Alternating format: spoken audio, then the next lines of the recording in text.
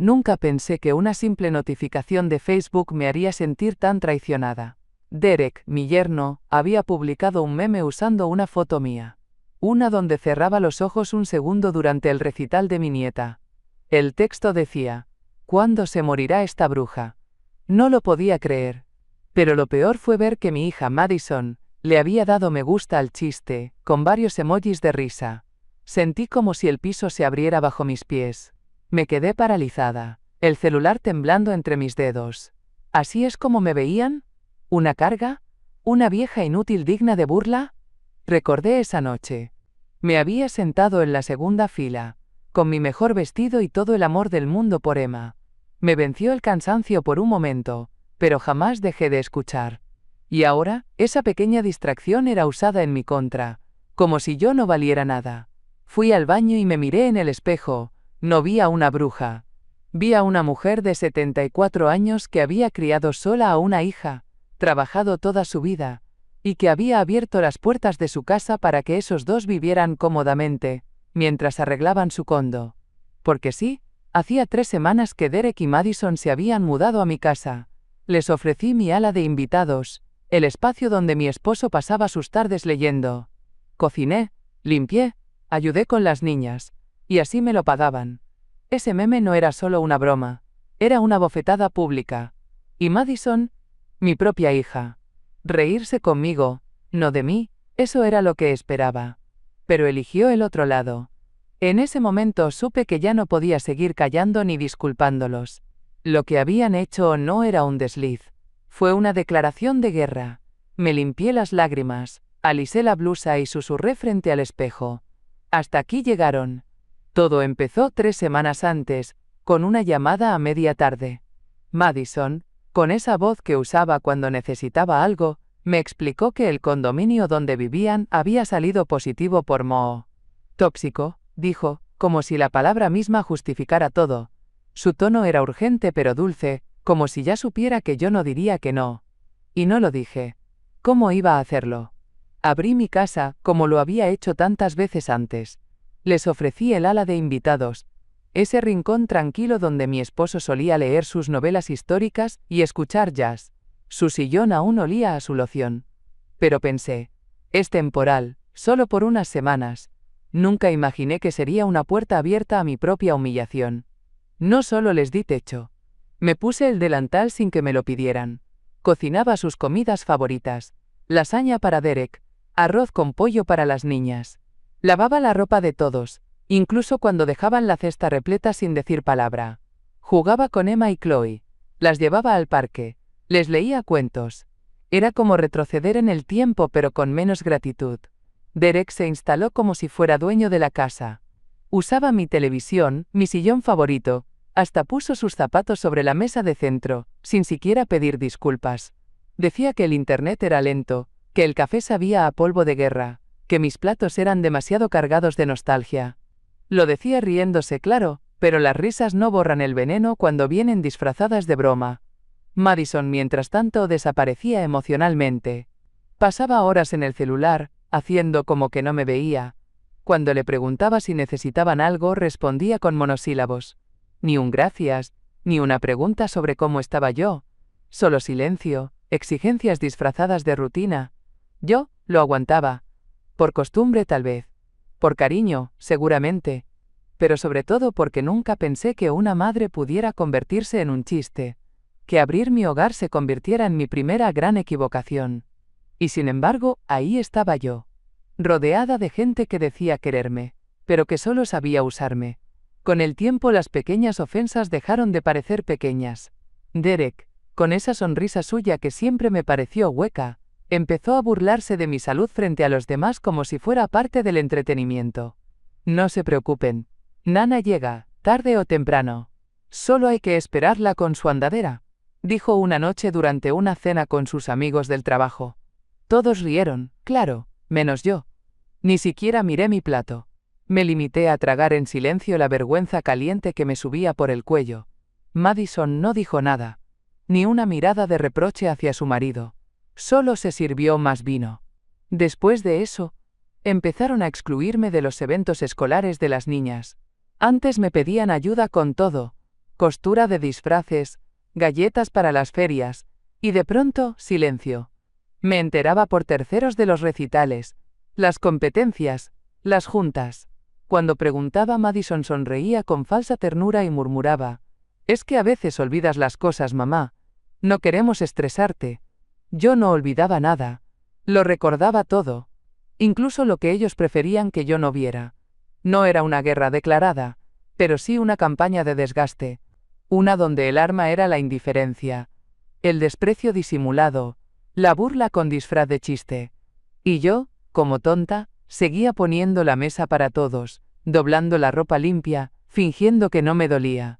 Pero el meme, eso fue distinto.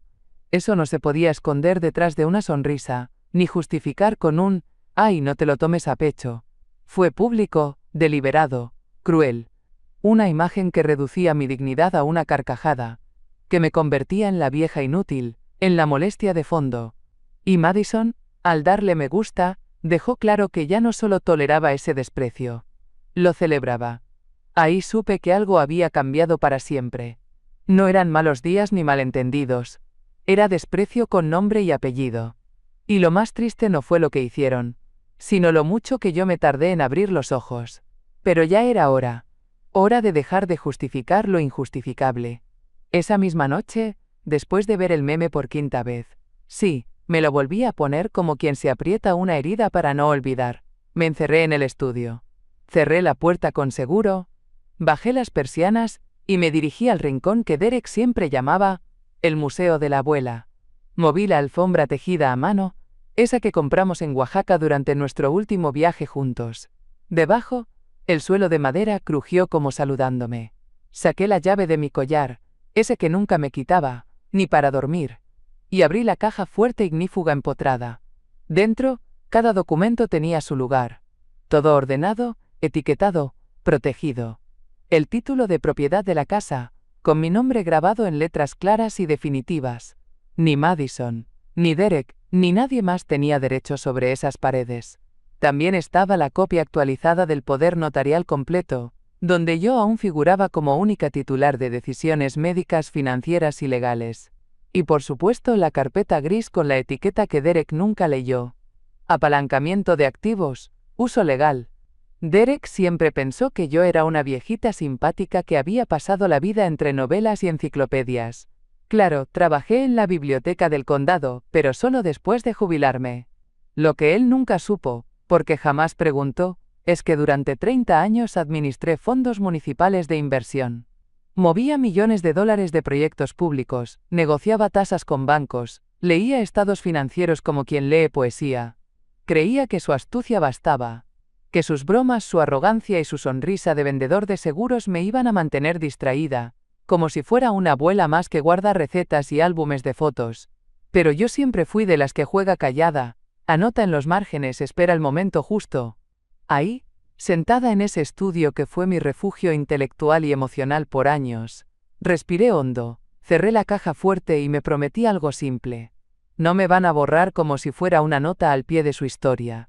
Ellos habían dado el primer golpe. El siguiente sería mío, legal, calculado y devastador. Al día siguiente, antes de que Derek siquiera abriera la puerta del refrigerador para quejarse del yogurt barato, hice una llamada que no hacía desde hacía años.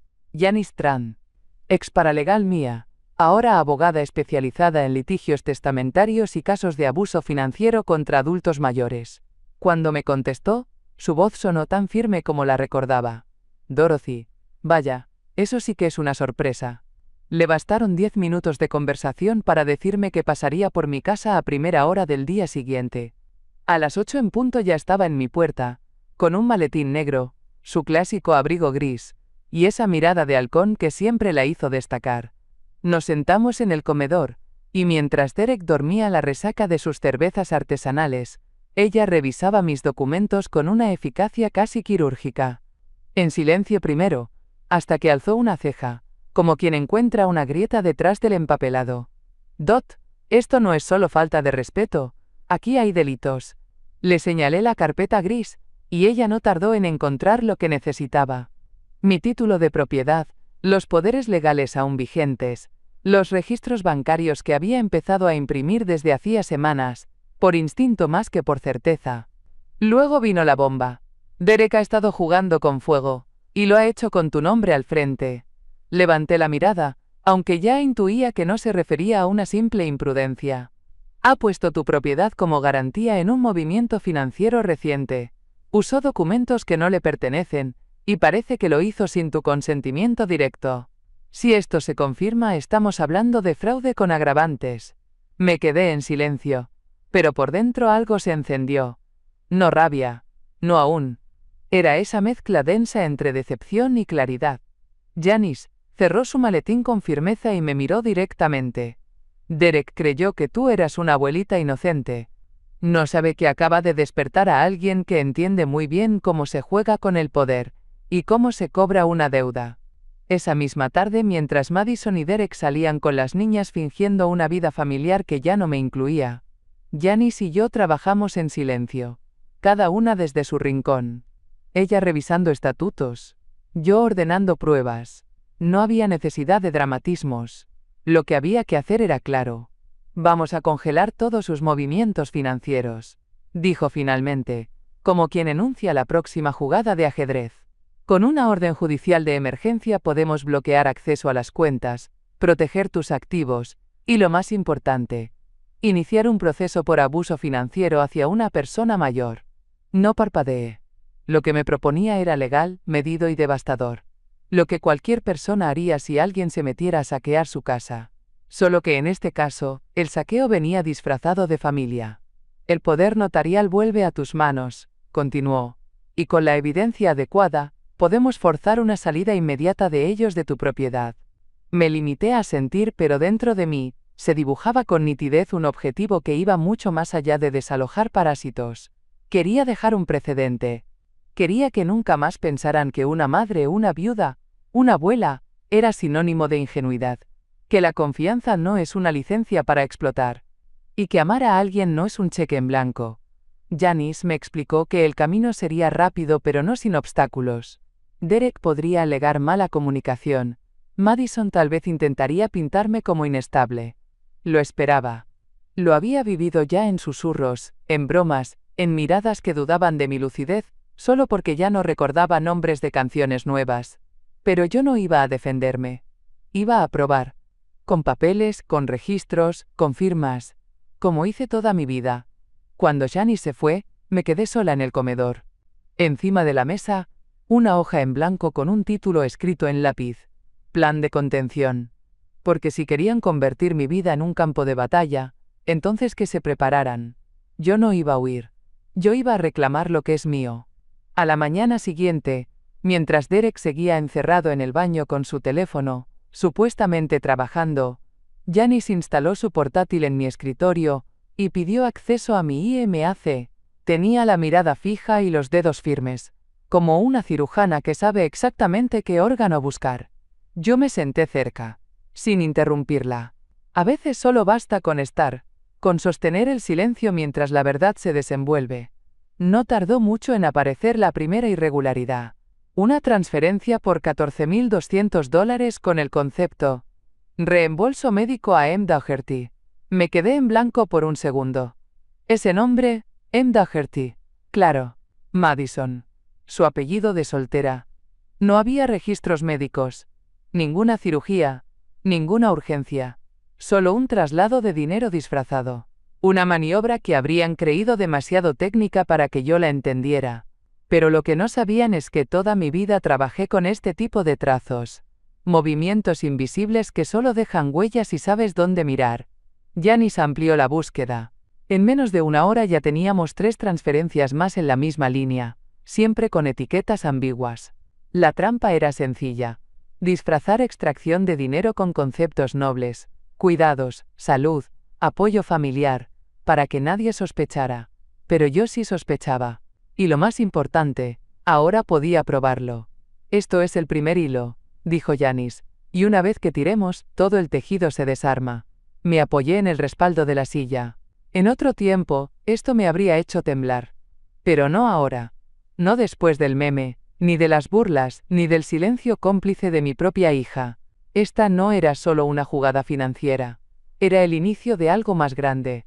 Recuperar mi lugar. Porque si algo me había enseñado la vida, es que los detalles revelan la verdad. Y esa línea de $14.200, con nombre y todo, era la prueba escrita de que lo que hacían no era torpeza ni malentendido.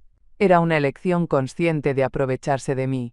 Y esa elección tendría consecuencias. Esa tarde, con las niñas en sus clases extracurriculares y la casa en una calma sospechosa, volví al escritorio donde Janice había dejado su portátil abierto.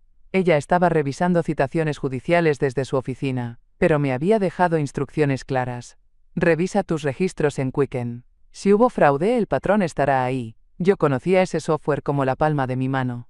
Años atrás, lo usaba para manejar presupuestos municipales que hacían temblar a más de un alcalde.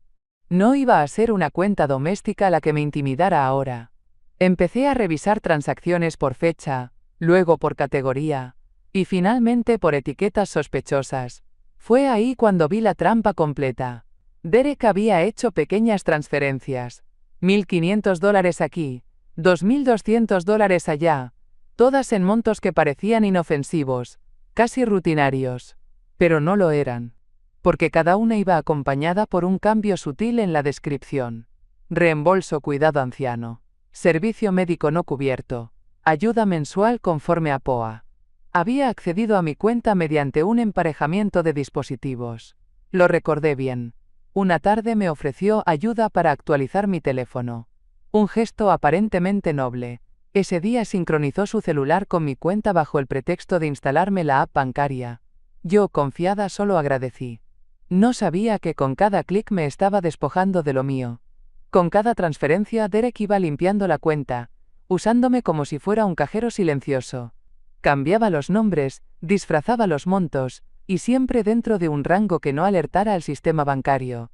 Tomé capturas de pantalla, exporté reportes, anoté los montos. A cada cifra le puse una fecha y un nombre. Tenía lo que necesitábamos. La prueba de que no solo me había robado dinero, me había robado confianza, tranquilidad, autonomía. Y si creía que yo no me daría cuenta, entonces había cometido el peor de los errores. Subestimar a una mujer que lleva décadas descifrando fraudes que hombres como él cometen, pensando que nadie los va a descubrir. Pero yo sí lo vi. Y ahora ya no era su suegra. Era la testigo clave. A la mañana siguiente el sol apenas comenzaba a filtrarse por las cortinas cuando lo escuché. Derek arrastraba los pies por la cocina, como cada día, abriendo cajones, murmurando que no había nada decente para desayunar. Fingí leer el periódico mientras tomaba mi café, saboreando el momento que se avecinaba con la calma de quien ya conoce el final de la historia. Su teléfono vibró. Lo miró distraídamente, y ahí fue. Su ceño se frunció, los hombros se tensaron. «¿Qué demonios?», murmuró. El aparato en su mano temblaba apenas. Dio unos pasos hacia el comedor, y volvió a mirar la pantalla. «¿Congelada?», soltó en voz alta, como si susurrarlo no lo hiciera real. ¿Quién hizo esto? No esperó respuesta. Salió al porche en calzoncillos y camiseta, marcando frenéticamente a alguien. Lo oí tartamudear al teléfono, su tono cada vez más desesperado. Luego volvió a entrar, pálido, los ojos desorbitados, y me miró como si fuera una aparición. «¿Tú hiciste esto, Dorothy?», preguntó sin aliento. Levanté la vista con serenidad y señalé el sobre Manila sobre la mesa. Lo había dejado ahí, a propósito.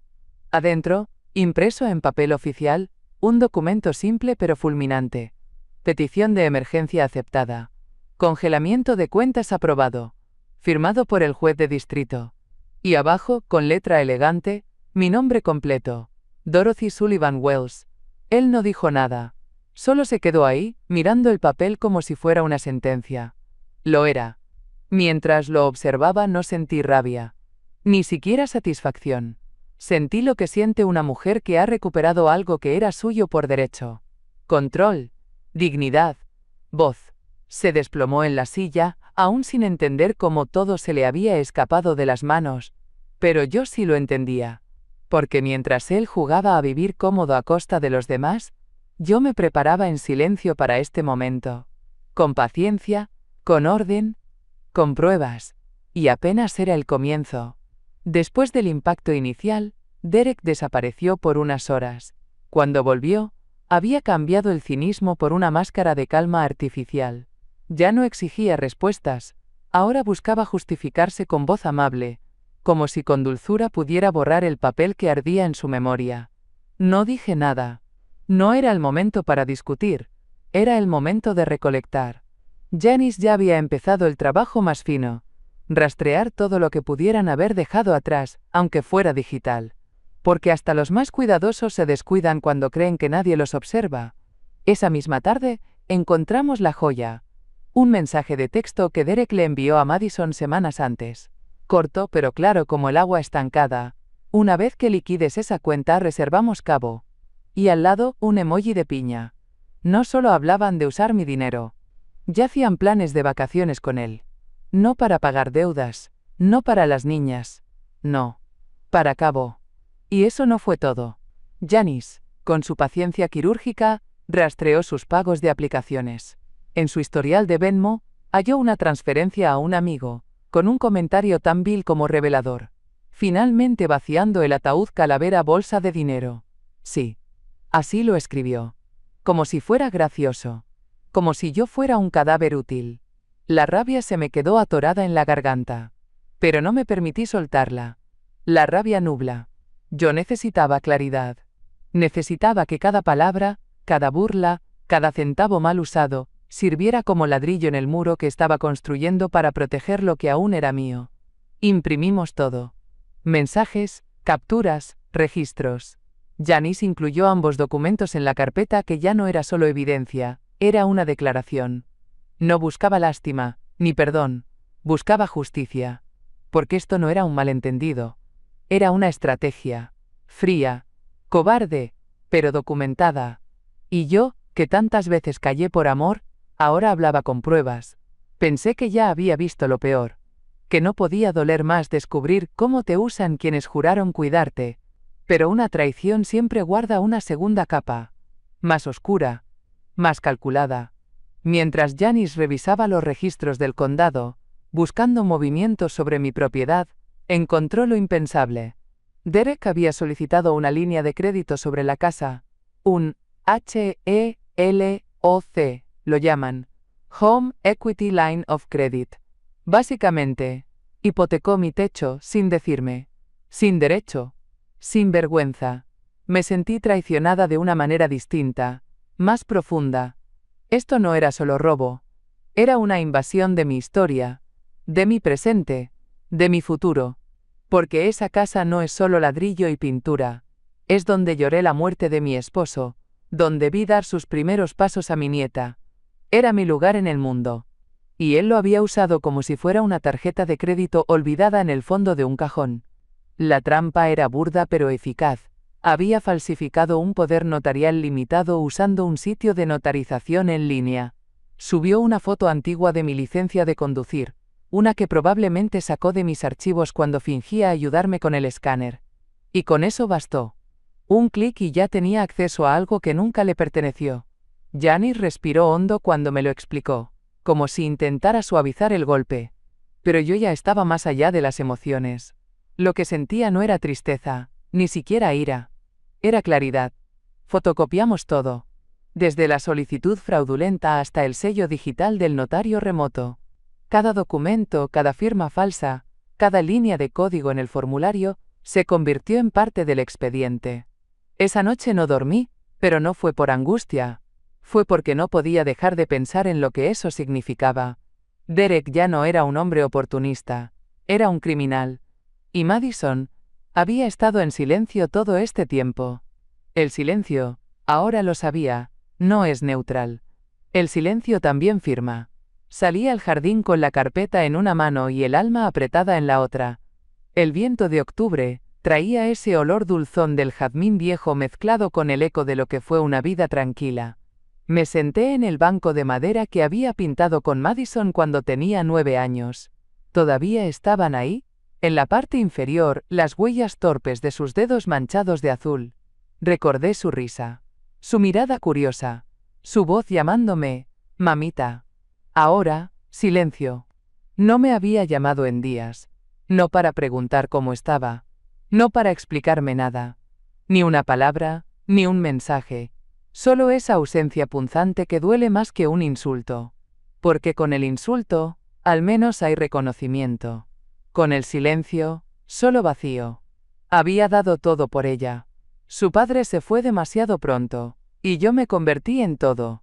Madre, consejera, chofer, cocinera, mecánica improvisada y apoyo incondicional. Le pagué la universidad con las horas extras que trabajaba en invierno. Le compré su primer coche vendiendo las joyas que me regaló mi madre. Y cuando se casó, tragué mis dudas y abrí mis brazos, y mi cuenta bancaria. Todo lo hice con amor. No esperaba monumentos. Pero tampoco esperaba desprecio. Ahora, Madison compartía cama con un hombre que me robaba, y me excluía con la pasividad de quien no quiere mirar. ¿Cómo se llega a eso? ¿En qué momento una hija decide que su madre es prescindible? La casa estaba en silencio. Las niñas en la escuela. Derek no había vuelto desde la mañana del congelamiento. Y yo ahí, con la evidencia en la mano y el corazón hecho trizas. Porque una cosa es armar un caso legal. Otra muy distinta es enfrentar la idea de que quien más amas puede permitir que te humillen. Apreté la carpeta contra el pecho. No por protección, sino por sostenerme. No sabía cuándo Madison volvería a hablarme. Pero ya no importaba. Yo no estaba sola. Estaba conmigo. Y eso, después de todo lo vivido, era mucho más de lo que tenía cuando esto comenzó. No hubo dramatismo. No hubo gritos. Todo fue hecho con una precisión que aprendí durante décadas trabajando con contratos y cláusulas. Janice presentó la solicitud para una audiencia de emergencia en la Corte del Condado, citando 3 cargos principales: abuso financiero contra adulto mayor, fraude de identidad y difamación. Lo que alguna vez fue una historia vergonzosa se estaba convirtiendo en un expediente sólido con peso legal. El juez aceptó revisar el caso de inmediato. No todos los días llega un legajo tan meticulosamente armado por una mujer de 74 años con pruebas impresas, registros bancarios anotados a mano y una cronología impecable de transacciones sospechosas. Se firmaron citaciones, se emitieron las notificaciones, y fue entonces cuando se ejecutó el movimiento más simbólico de todos: hacerlos enfrentarse al sistema que tanto ignoraron. Derek fue notificado en su oficina. Janice se aseguró de que el oficial del tribunal lo encontrara en plena reunión, para que no pudiera esconderse ni usar excusas. Según supimos después, su rostro pasó del bronceado artificial al blanco de papel. Su startup, esa donde se paseaba como gallo en corral ajeno, acababa de perder un inversor clave. El momento era perfecto. Madison recibió la notificación en manos del mismo oficial, mientras organizaba un evento para la junta del PTA de la escuela. Vestida de rojo, rodeada de otras madres que seguramente pensaban que todo estaba bajo control, no pudo disimularlo. Se le cayó la carpeta que llevaba en la mano. Las miradas la envolvieron como cuchillos silenciosos. No fue venganza, fue exposición. Lo que hicieron ya no podía ocultarse en susurros ni mensajes cifrados. Ahora tenían que rendir cuentas. La fecha de la audiencia estaba fijada. La sala ya nos esperaba. Y yo, por primera vez en meses, respiré sin ese nudo en el pecho. Porque no se trataba solo de lo que me habían quitado. Se trataba de todo lo que estaban a punto de perder. La trampa estaba tendida. Y ellos ya tenían un pie adentro. El día de la audiencia, la corte del condado olía a desinfectante y tensión. Las luces fluorescentes zumbaban con ese sonido monótono que parece amplificar los nervios. Llegamos temprano. Janice se colocó su saco negro, peinó su cabello en un moño perfecto y sacó de su maletín la carpeta con el peso exacto de la verdad. Yo llevaba mi mejor abrigo, el que guardaba para las ocasiones que importan. No por apariencia, sino por dignidad. Derek llegó 5 minutos antes de que el juez entrara, arrastrando los pies como si todavía no entendiera la gravedad del asunto. Llevaba un traje arrugado y el nudo de la corbata mal hecho. Madison entró detrás de él, la mirada baja, el maquillaje apenas cubriendo las ojeras. No se sentaron junto a nosotros. Ni siquiera nos miraron. Cuando el juez ocupó, con acento agudo su lugar, la sala se sumió en un silencio tenso. No era un espectáculo. Era justicia en marcha. Estamos aquí para evaluar una petición de congelamiento de activos y restauración de poder notarial por presunto abuso financiero e identidad fraudulenta, dijo el juez con voz firme. Gianni se puso de pie sin titubear. Su señoría, presentaremos evidencia detallada de transferencias no autorizadas, manipulación digital de cuentas bancarias y uso fraudulento de documentos personales de la señora Sullivan Wells. Además, incluiremos elementos de acoso y difamación digital en contexto de vulnerabilidad. El abogado de Derek, joven y visiblemente nervioso, se levantó apenas con aplomo. Su señoría, la defensa solicita un receso para revisar el material. Lo dijo sin convicción, sin siquiera mirar a su cliente. El juez alzó una ceja. La documentación fue enviada con antelación. No hay motivo para retrasos, procedamos. Yo no dije nada. Solo observé la firmeza de Janice, el sudor en la frente de Derek, las manos de Madison temblando sobre su falda. Esa sala no era solo un espacio legal, era el lugar donde, por fin, el relato volvía a ser mío. No el de la vieja débil, no el de la suegra entrometida, el mío, el de la mujer que decidió no dejarse borrar. Janice tomó el estrado como quien lleva años esperando este momento.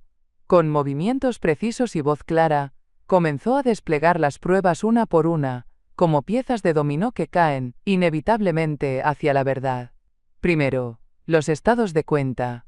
Subrayados con marcador amarillo, cada transferencia injustificada desde mi cuenta personal, a nombres asociados a Madison o a cuentas sospechosamente similares. Detalles meticulosamente anotados. Fechas, montos, descripciones falsas. No eran errores contables. Eran actos intencionales. Luego, el meme. Impreso en tamaño tabloide. No solo una broma cruel, sino prueba de burla pública hacia una persona mayor, en un contexto donde la dependencia emocional ya se estaba transformando en abuso. El juez lo observó en silencio, sin rastro de humor. Siguió con la declaración jurada de mi vecina, la señora Henley. Afirmó haber escuchado en más de una ocasión a Derek referirse a mí como inútil, obsoleta y banco viviente. Lo dijo en voz alta durante una barbacoa familiar. Los presentes, según la testigo, se rieron. Nadie lo contradijo. Y entonces vino la prueba más devastadora. El documento de poder notarial falsificado. Janice mostró el registro digital del servicio de notarización en línea, con el IP de origen y el usuario registrado. El nombre de Madison brillaba en la esquina inferior del formulario. A eso lo llamamos intención, suplantación y delito. La defensa intentó esbozar un argumento. Mi representado actuó bajo la impresión de haber recibido consentimiento verbal.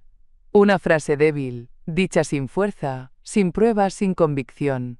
El juez no reaccionó. Solo anotó algo en sus papeles. Yo no dije nada. No lo necesitaba. Cada evidencia hablaba más claro que cualquier discurso. Mientras tanto, Derek evitaba mirarme. Madison sostenía su cartera como si pudiera esconderse dentro. La verdad no gritó. No hizo ruido. Solo se desplegó, una página tras otra, desnudando todo lo que quisieron mantener oculto. Y por primera vez, ellos se vieron obligados a escucharla. Cuando el juez pidió silencio en la sala, sentí el peso de todos los años que había permanecido callada. Las veces que preferí tragarme las palabras por mantener la paz, las veces que me hice la sorda, la ingenua, la abuela sumisa, solo para no incomodar. Pero ya no. Señora Sullivan Wells, dijo el juez, ¿desea usted responder? Me puse de pie. No con rabia, ni con temor, con la calma que dan los años y la certeza de estar del lado correcto de la verdad. Su señoría, comencé. Tengo 74 años. No estoy senil. Cocino, manejo, declaro mis impuestos y administro mis cuentas desde antes de que mi yerno supiera usar un Excel. Mi hija y su esposo no solo se burlaron de mí, se aprovecharon de mi confianza, se instalaron en mi casa, usaron mi nombre, y convirtieron mi generosidad en una fuente de ingresos a su medida. Y cuando no fue suficiente, me ridiculizaron públicamente. Guardé silencio unos segundos. La sala estaba tan quieta que podía oír la respiración entrecortada de Madison. No soy una carga. No soy una broma. Soy una mujer que trabajó toda su vida, que crió sola a una hija, que enterró a un esposo y que aún así no perdió la fe en la familia, pero ellos la rompieron. El juez me observó con atención. Luego dirigió la mirada a Janice y al abogado de la defensa. Hizo una breve pausa, repasando sus notas. La petición queda concedida. La congelación de activos se mantiene. Se restituye de inmediato el poder notarial completo a la señora Sullivan Wells. Se abre causa formal por fraude, abuso financiero y falsificación documental. La Corte informará al registro de propiedades y a las entidades correspondientes. No aplaudí. No respiré con alivio. Solo asentí. Porque esa resolución no me devolvía solo el control legal. Me devolvía algo más valioso. Mi voz. Y esta vez, no volvería a callarla. Las consecuencias no se hicieron esperar. No necesitaban sirenas ni titulares. Bastó el silencio que rodea a quienes han sido expuestos. A los pocos días la noticia del juicio y de los cargos aceptados comenzó a circular discretamente entre los círculos donde Derek y Madison tanto se esforzaban por brillar. Primero fue el trabajo de Derek. La empresa startup donde jugaba a ser visionario digital recibió la notificación formal de la demanda por fraude y abuso financiero. Recursos Humanos lo convocó a una reunión para aclarar su situación legal vigente. Salió de ahí sin empleo, ni indemnización. Solo con una carpeta bajo el brazo y la vista fija en el suelo. Luego vino la junta de padres de la escuela de Emma y Chloe.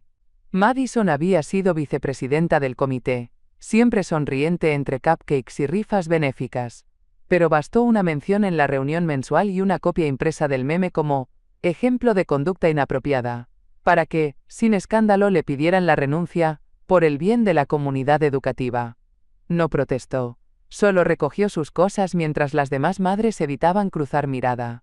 El post original de Facebook, aquel que inició todo, desapareció repentinamente. Pero ya era tarde. Las capturas de pantalla habían volado de grupo en grupo. Vecinas, excompañeras mías del club de lectura, incluso la directora del centro comunitario. Las risas digitales se habían convertido en cuchicheos incómodos, en miradas cargadas de juicio. Yo no hice nada para promoverlo. No envié el meme. No comenté en ningún foro. Fue la misma comunidad la que juzgó con sus propios ojos. Y en medio de todo eso, seguí caminando por la ciudad con la cabeza en alto. No por soberbia, sino porque no tenía nada que esconder. Era Derek quien se ocultaba tras gafas oscuras. Era Madison quien ya no levantaba la mano en las reuniones. No busqué humillarlos. Solo quería que la verdad saliera a la luz. Y cuando la verdad se expone, los disfraces caen solos. La audiencia final no fue larga. Para entonces, la evidencia ya hablaba sola y el juez solo tenía que formalizar lo inevitable. La restitución era clara. Se ordenó la recuperación total de los fondos desviados, más intereses. La cifra final, $48.750, a pagarse en un plazo de 3 años bajo plan de restitución aprobado por la Corte. De no cumplir, el juez autorizó una medida que Derek jamás imaginó enfrentar, un embargo preventivo sobre sus bienes personales. El HELOC fraudulento quedó anulado. El banco aceptó la documentación presentada y retiró el gravamen de mi propiedad. Mi casa volvía a ser mía en cada rincón y cada centímetro legal. Sin sombras, sin deudas que no autoricé, sin la firma sucia de quien nunca tuvo derecho. Pero la resolución que más me hizo cerrar los ojos con alivio fue otra. El Tribunal Estatal de Familia y Protección al Adulto Mayor falló de forma contundente. Madison quedó inhabilitada por 10 años para gestionar legalmente las finanzas de cualquier persona mayor de 60 años. Ni cuenta compartida, ni poder notarial, ni firmas delegadas, nada. No por castigo. Por prevención. Cuando salimos del juzgado, Janice me tocó el hombro suavemente. «Lo hicimos, Dot», dijo. Y aunque sonreía, sabía que su mirada también pesaba. Porque no se trataba solo de dinero ni de justicia legal. Se trataba del costo emocional de defenderse de los tuyos. No hubo abrazos con Madison. No hubo disculpas.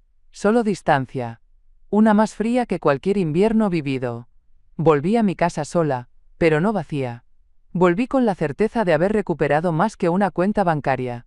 Recuperé el control de mi historia. Y si bien no todo se repara con sentencias, al menos ahora sabía que había una línea que nunca más dejaría que se cruzara. Guardé los documentos en mi caja fuerte. Cerré con llave. Luego serví una taza de té, y me senté en el porche. El viento olía a romero y a justicia recién servida. Y por primera vez en mucho tiempo, respiré tranquila.